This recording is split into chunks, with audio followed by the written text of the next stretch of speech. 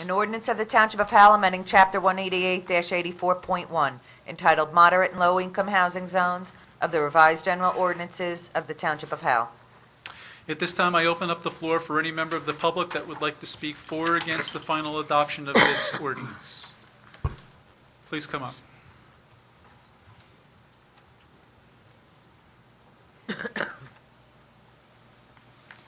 Can I just ask you to put your name and who you're representing on the record, please? Of course. Good evening, Mayor, members of the council. My name is Brendan Judge. I'm with the law firm of Connell Foley. I represent George Harms Construction Company, 62 Yellowbrook Road, Howell Township. I'm here today to present Harms' objection to the huge increase that the proposed ordinance will have in terms of residential units. The main focus of Harms' objection is the traffic impact that this proposed amendment will have on the intersection of Yellowbrook Road and Route 33. As I'm sure this council is aware, Yellowbrook keys at Route 33 at the northern end. It's an intersection without a signal that is very difficult as is to make a turn onto Route 33, especially a left-hand turn. Now, the December 2007 settlement agreement on which the prior ordinance was based provided for 80 residential units, 70 market rate, 10 moderate low income. The proposed ordinance now provides for 138 residents. It's 78 low to moderate income housing and 60 market rate. It's a huge increase in traffic. Harms objected, as this was proceeding before the planning board on the prior application, to the traffic impact. At the time, the applicant, Elon Associates, had a traffic planner who projected that the proposed increase under the prior project would be an additional 71 morning peak hour trips out of the complex, and in the evening, an additional 91 trips into the complex. This proposed amendment is going to greatly exasperate that. Harms objects to it, and Harms reserves the right to object to any application that Elon intends to go forward with before the planning board. Thank you. Thank you. Any other members of the public?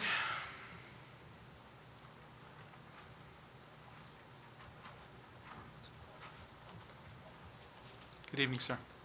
Good evening. John Sardo, Giordano Highland Peaceville, on behalf of All Construction Co. Incorporated. I would just second the objections that were just stated. And our client also is an industrial use along Yellowbrook Road. And not only there will be traffic conflicts, the ordinance doesn't provide adequate buffers and setbacks from the proposed use to the existing uses in the area.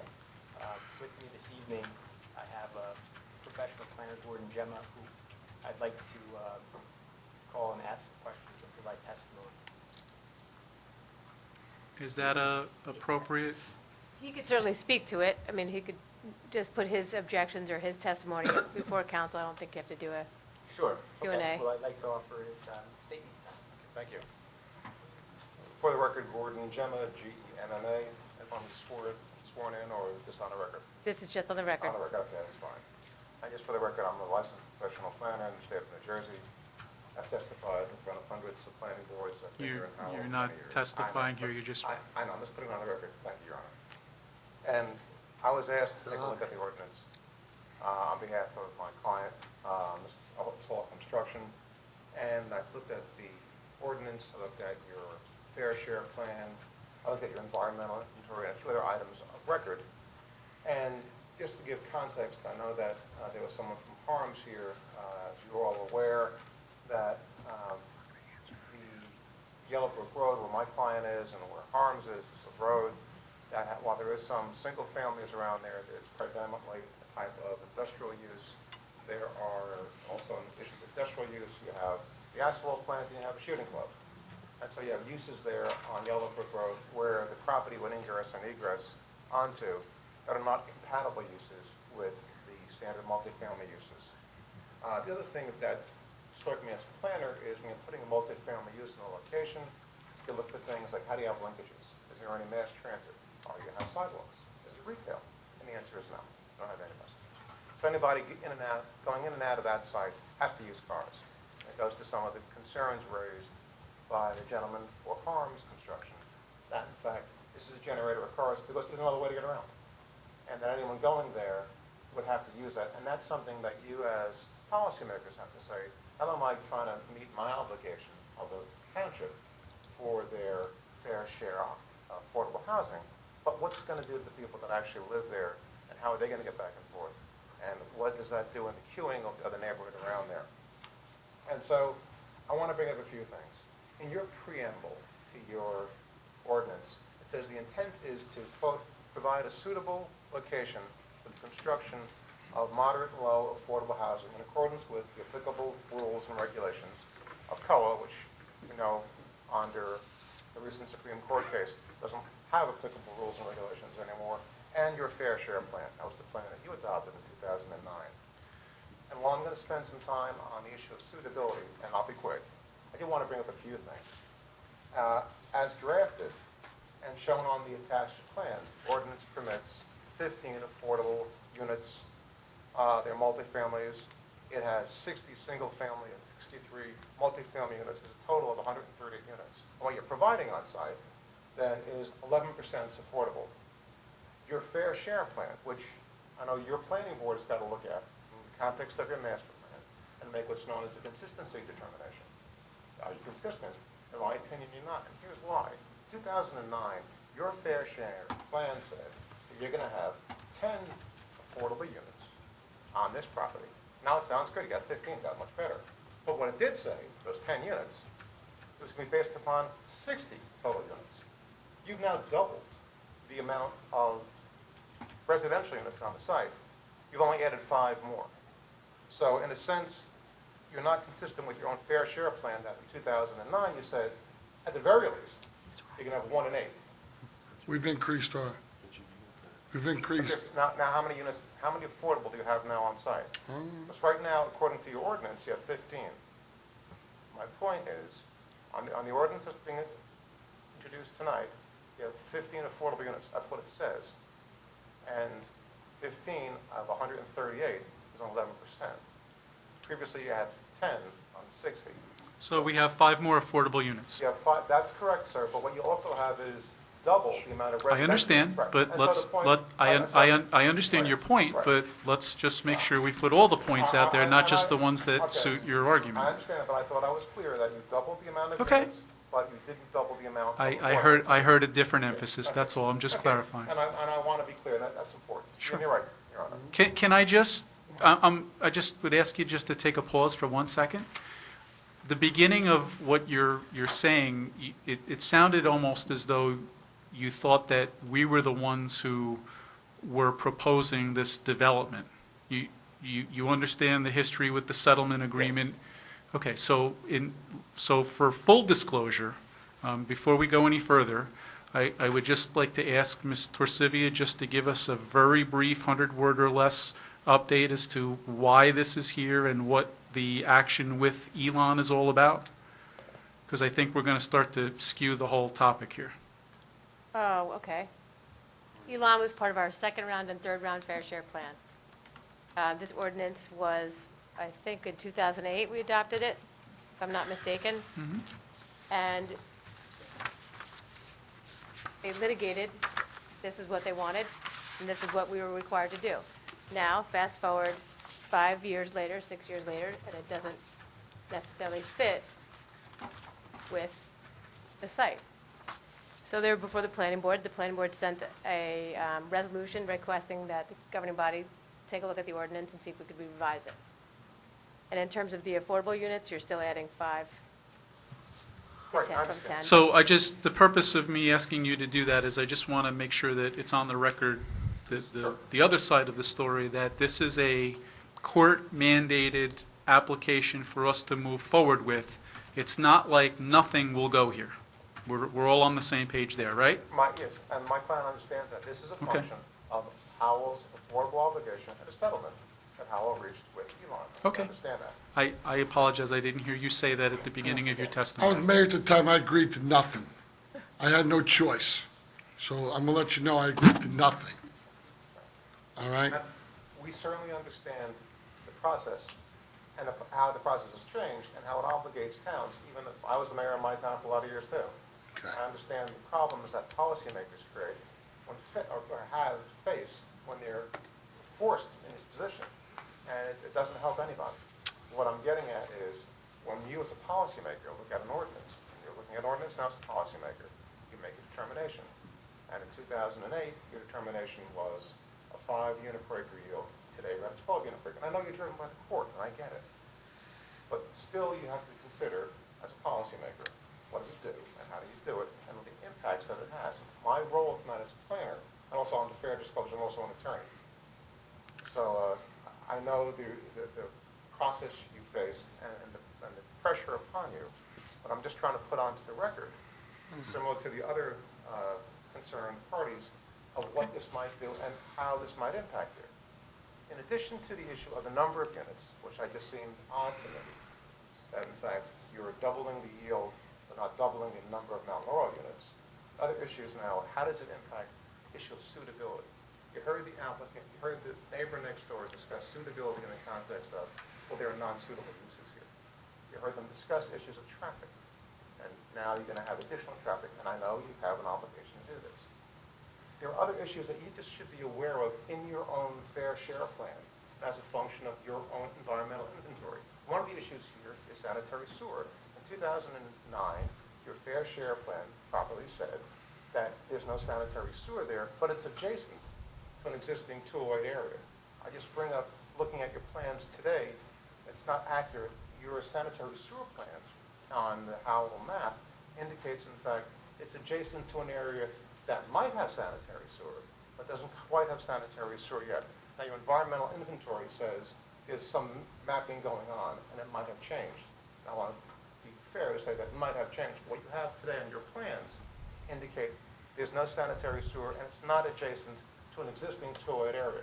The reason I bring that up is that when your obligation is to provide for affordable housing and to build it on site, you've got to say this site can accommodate it. And without knowing whether, in fact, you can get a TWA application.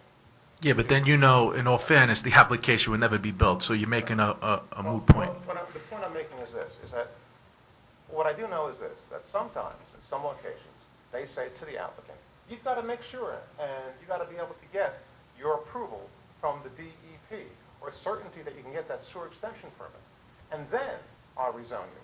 Because I don't know, as the town, whether in fact it will accommodate what you're trying to yield there.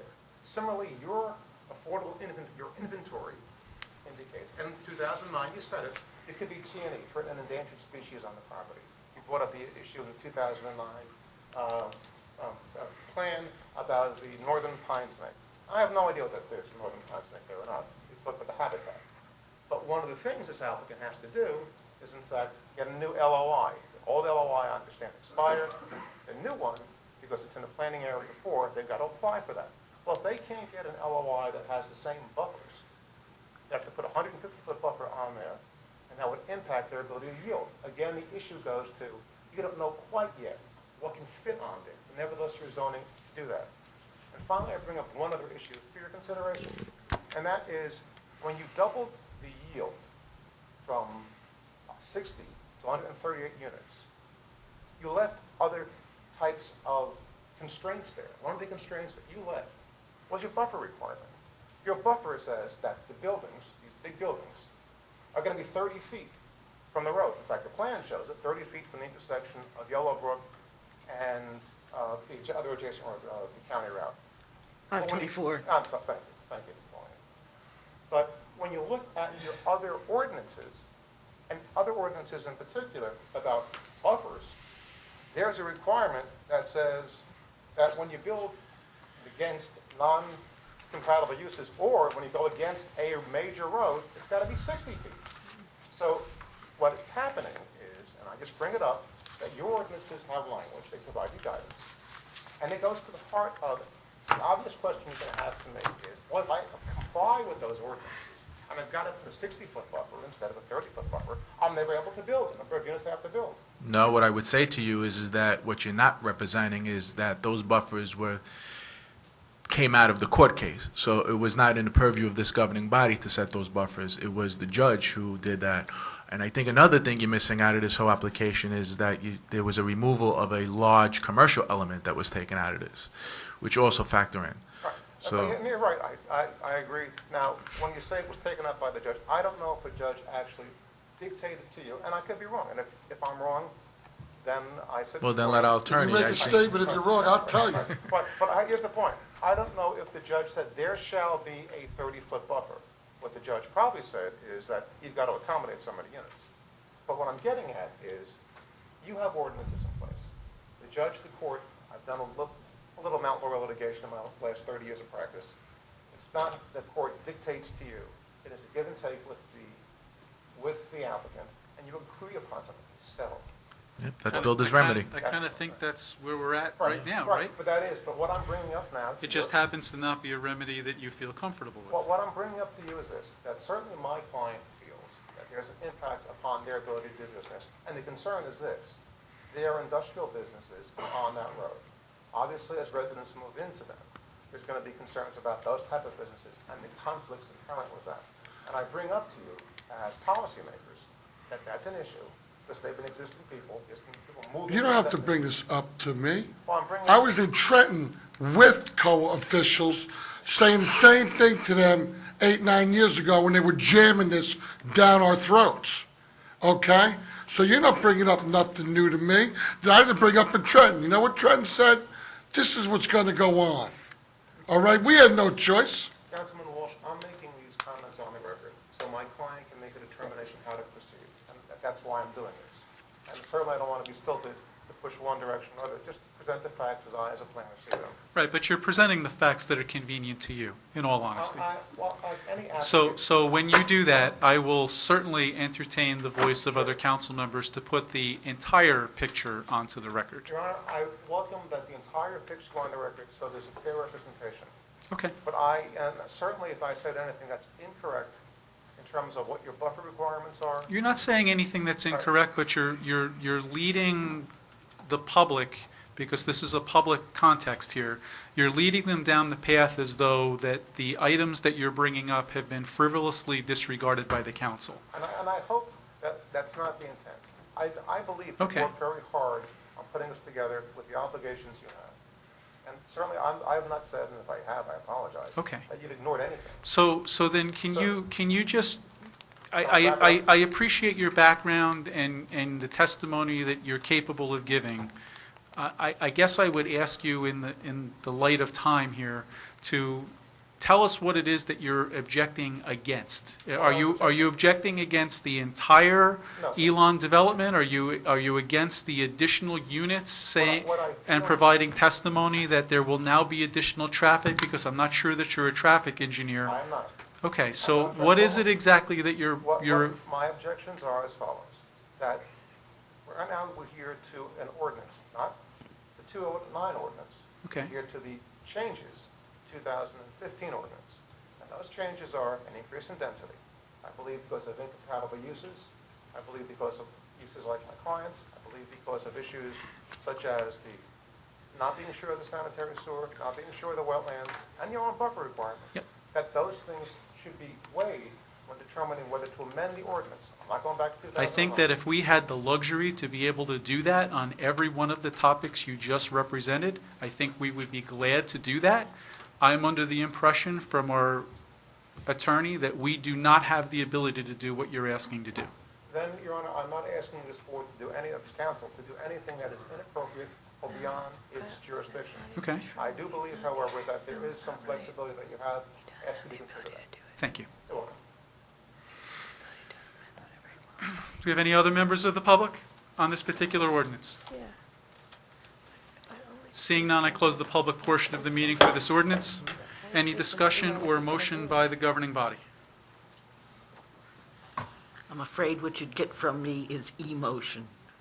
Well, it's a very emotional charged issue. I think we all feel that, but I think we all know where it is, right? And We I know think what we have to do by law. correct. And Some of the hard things that you have to do up here. You're not getting me to do this by law. Okay? Believe me, I never wanted to do this 8 years ago, 10 years ago, and I ain't doing it today either. Okay? Why are we not getting more affordable units?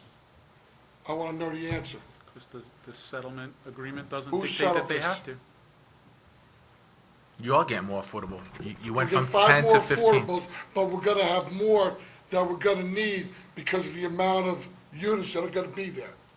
We went from, 68 with 10 to 138 with 15. And no commercial. Okay, but we have more of a affordable obligation because now it's 138 units. We do have a more affordable, okay? But it's not in proportion, correct? It's out of proportion. McKenna, you could speak on that. That's not how my understanding it works. What would you like me to speak on? Why we have 15? Well, he's making it sound like because there's more units that The, it will change the COA obligation. It should. well, that's because we did, the prior ordinance was 8 to 1. You know, we had, Okay, and if this was 8 to 1, there'd be more affordable units being built. yeah. But it's Okay, not. and it's not. But it's not because the settlement agreement doesn't address It has that. nothing to do with the settlement agreement. Well, the number of This- units does. No. Who settled with these numbers? Who settled with these numbers? Who settled what? This is before you now. Okay, I'm not selling for these numbers. I don't care what no judge says, what anybody says. These numbers are not acceptable to me. Okay? What can we do about it? Go back to the drawing board and find out what numbers we can get. To let somebody build 60 more units, but only 5 more affordables is ridiculous. Didn't we do that in all of the planning? That board is what's meetings? happening here. They're the numbers.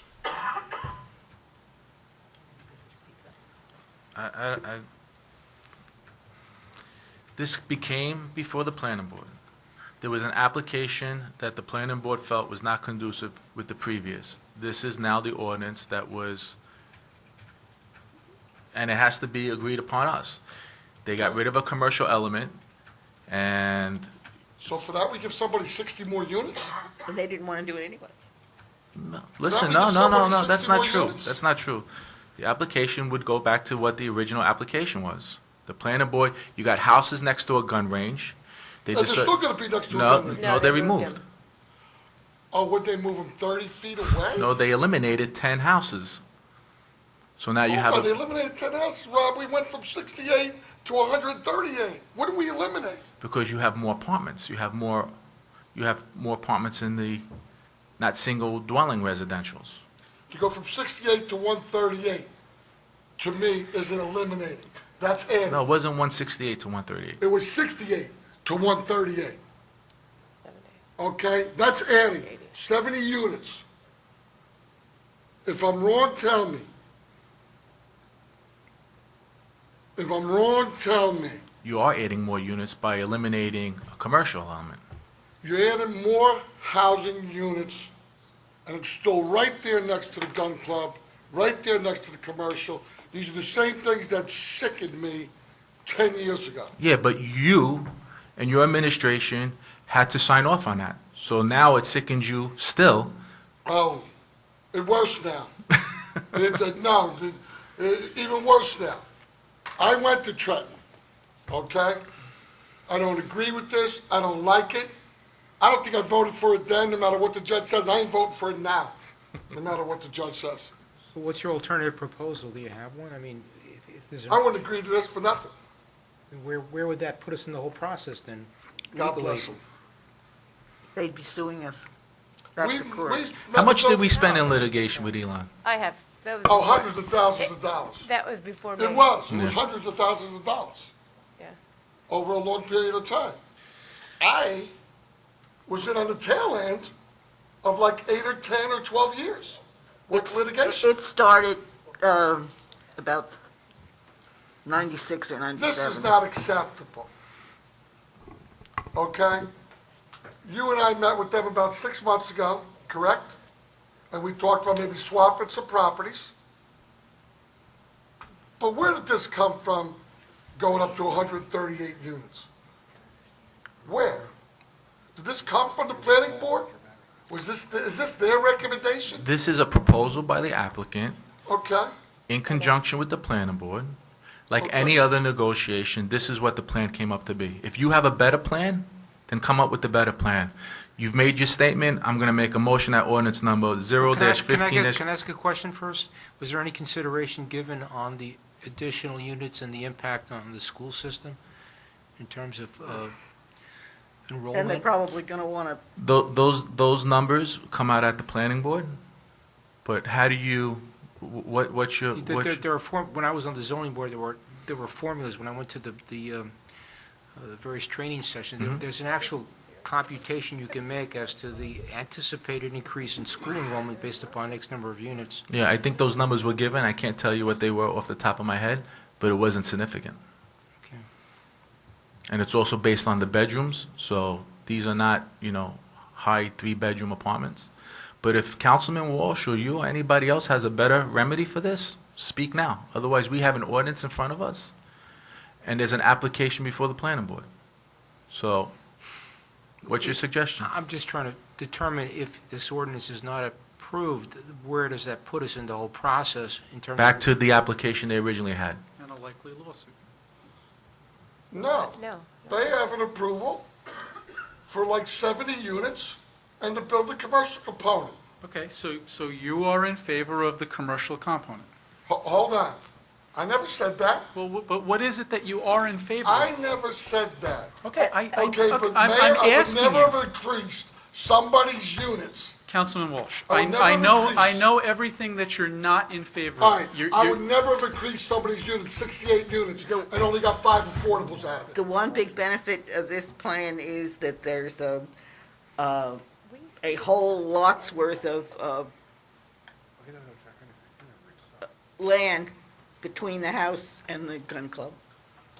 Like, that's gonna make a difference when somebody's sitting on their porch or their windows open in the summertime and people are out there target shooting. We'll still get golf I mean, we're gonna get so many This is complaints, the it's not gonna be most- funny. ridiculous place for this thing. I don't care what anybody says. We all agree on that. I would just, if it were me, I don't It is care, you. let them sue us. Okay. So then somebody make the motion and let's take the vote accordingly and let it roll.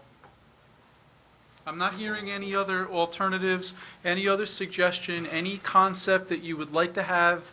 They In- have in hung its on, place. and we have been to If court we and had had to been to have court added some and been to units, I court. could've went with it, but I would've got more affordables. I would never have given somebody 70 units for 5 more affordable. Never. Okay? And let's cut to the chase. We may not want the commercial component there. They don't want to build the commercial component there either. Both of us agree the commercial component doesn't belong there. But to give up 70 more units for 5 affordables is ridiculous. Okay? Ridiculous.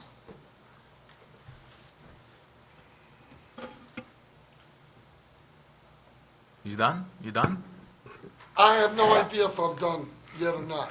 So I'll make a motion that ordinance number O-15-18 be finally passed and adopted, and that notice of its passage and adoption be published in the 7/24/15 issue of the Asbury Park Press by reference to its title only. Do you have a second?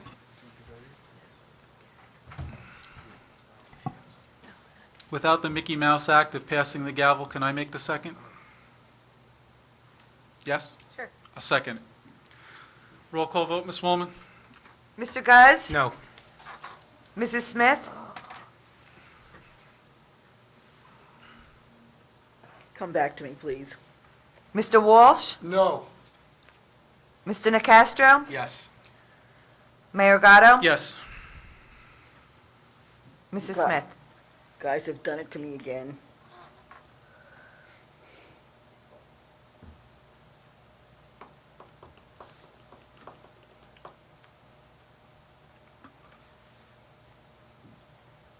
Somebody,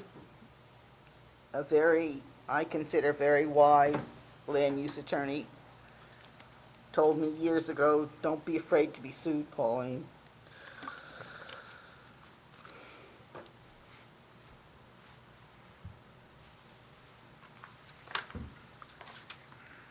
I don't know what to do.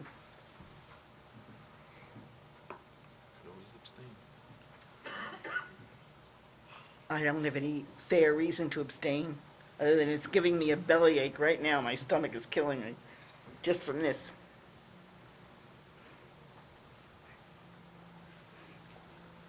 No. I'll probably live to be sorry, but no. So, as a member of the planning board, what is the next step that happens now? Come back with a better plan. Okay, I'm assuming you're going to be at that meeting, correct? I'll be glad to. Would you like me to be? I certainly would. I would love to be at that meeting. This way I don't have to sit there and waste my time at all those hearings and have to waste more time on something that I thought everybody knew about.